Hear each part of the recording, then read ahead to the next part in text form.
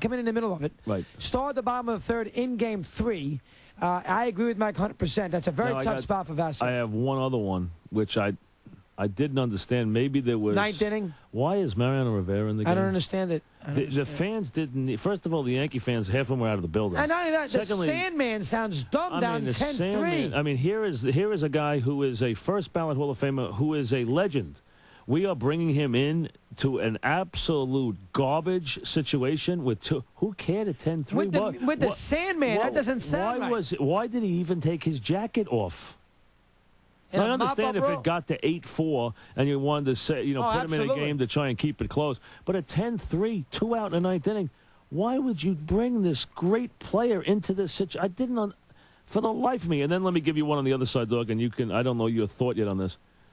I understand that Francona, who had a great series, and we said that before he won the series yesterday, so it's not like we're jumping on a bandwagon now. We said it before he won the series that he had a really good series. Exactly right. Now, I understand that those star players on that team have a lot to say, and I'm sure Pedro Martinez wanted into the fun, but bringing in a Pedro Martinez into an 8-1 game in that slot, was stupid from a baseball sense because you're bringing Pedro Martinez in on short rest to face the two guys he hasn't gotten out in 2 seasons, and that is Matsui and Bernie Williams, who both ripped the ball off him, number one, and they do again.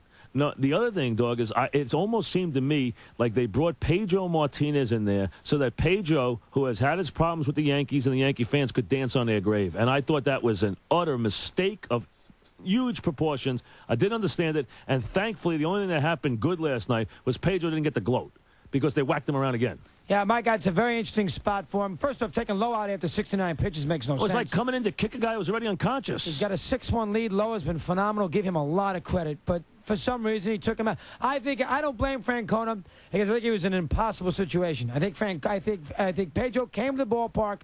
You heard Buster Olney tell you this yesterday.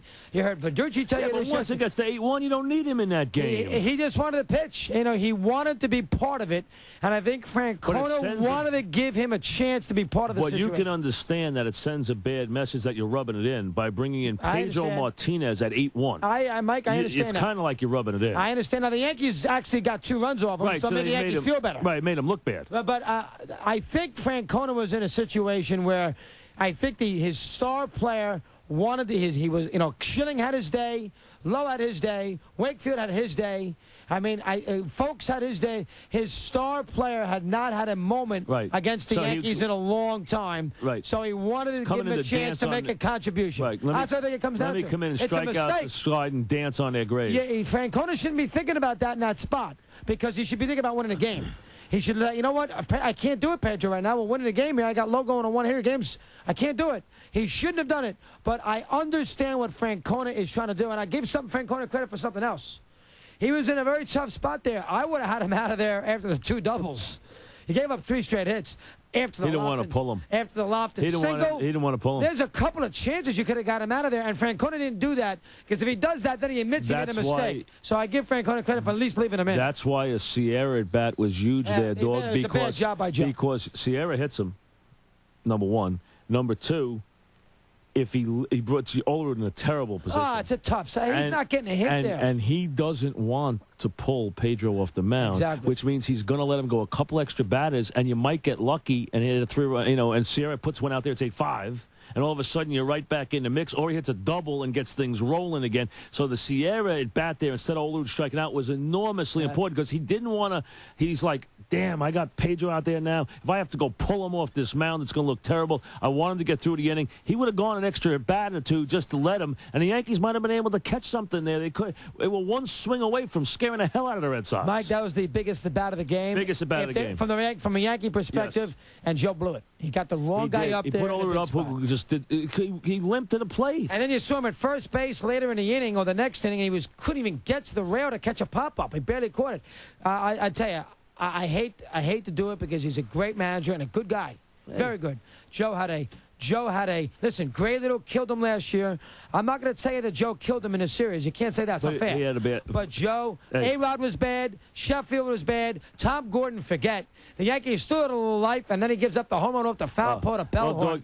I mean, Joe had himself a bad series. Brutal series. I totally agree. And there's one other theme here. Then we'll take a break and open up the phone lines. Last night it played into just this. Let's just take the seventh game as its own season last night, because really the season came down and the whole season mattered. The wins, the Red Sox, the regular season, everything came down to the seventh game last night. The 5 guys who were brought in this year, the 5 impact guys, all contributed to the loss last night. A-Rod had a terrible night and finished the series 2 for 17 in his last 4 games. Sheffield had a terrible night and finished the series 1 for 17 in his last 4 games. Let me add one addendum to that. Bob Nightingale, the guy who quoted, was on EEI yesterday. Sheffield gave me those quotes in the Red Sox after the Minnesota series. Oh, it wasn't. So Ryan got that wrong. It was not in July. After the Minnesota series. Oh, so now we get another wrinkle again. Okay. Now that's the guy who wrote the story. Wow. Sheffield didn't back away from So Ryan was wrong when he said it was in the summer. Because he was on EEI. Interesting. After the Minnesota series at Sheffield. So Sheffield should have said that. Absolutely. And he went 1 for 17. Kevin Brown, do I need say? Javi Vasquez, do I need say?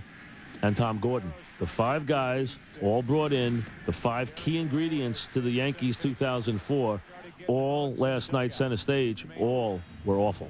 138. Your calls now for a long time. 718-937-6666. The Fan, WFAN New York. There's the second into. Williams hits it into right center field. Damon on the run. But there's a lot more greater memories. Chris, you can't, Charlie, not today. No, you sound like my father. Charlie, not today. You can't. Listen, Charlie, it's not fair to if you do that, then you never give any other fan base a chance to ever have any fun. If you do that, so that's okay. And you can't. So don't be talking about the 50 Yankees now. On a day when the Yankees just got mortified, because the Yankees got mortified. So you don't want to hear about the 50 Yankees today. I understand that, but what I want to say is, right here, Charlie. Dad, what I want to say is, this doesn't eliminate Bucky's homer or anything. Oh, it does to the Red Sox fan. It does to the Red Sox fan. I don't buy into that. Wait, you don't. One instance. Oh, you don't think this erased those Bucky Dent and Aaron Boone's ghosts? That's not fair. Charlie, let me ask you this: Was this a regular loss? No, I understand that. But would you trade, Mike? I'm listening. Would you trade the Yankees winnings or the championship? I get it, Charlie. You're going. That's not fair. As I told you yesterday, Yankee fans, you can't pull up today with the 26 crowns and throw them on a table and say nothing else matters. Well, let me ask Mike this question. That loss yesterday is going to stick historically forever. It was one they couldn't lose. Is this loss to you, and the way the Yankees lost, as bad as last year's loss was to the Red Sox fan? Worse. I agree. Worse. I agree. Far more historic. Worse. I agree. Joe and Yonkers. Joe, what's going on today? Hello? Yes, Joe. Take it away. Hey, how you doing? How you doing, Mike? Joe? I grew up in Yankee Stadium, and when I was 8 years old, if I'm not mistaken, the Yankees lost 13-2 to the Dodgers, and I was devastated. In what year? 81. 13-5. They got beat up badly in the sixth game. 12-5 in Game 5, if I remember. 12 to. Well, did you mean Game 5? No. Wait a second. The Yankees won that game 12-5. I'm thinking of the '78 series. In '81 they lost. Right. Langio made the last catch. You're right. Yes, you're right. Yes. In '81, you're right. Yes. 8 years old, and I was devastated. Right. And this has to be a lesson to George Steinbrenner and the rest of the owners out there. This patchwork Yankee team, man, you just can't do it. Let me tell you something.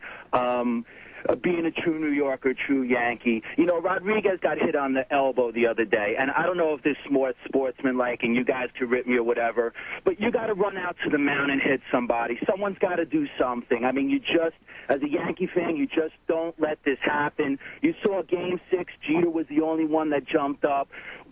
You get strangers from around the country that are superstars on other teams. Where are the Scott Brosiuses and the Tony? We're back to that same refrain, and we've been there for a while now. The bottom line is that pitching has gone south, and you got to remember one thing here that no one could have expected. The Yankees had 2 closeout games. Couldn't do it. With a 1-run lead in the 9th and a 2-run lead in the 8th. They did not win either game. That is Yankee postseason baseball. That's what it's always been. They had not lost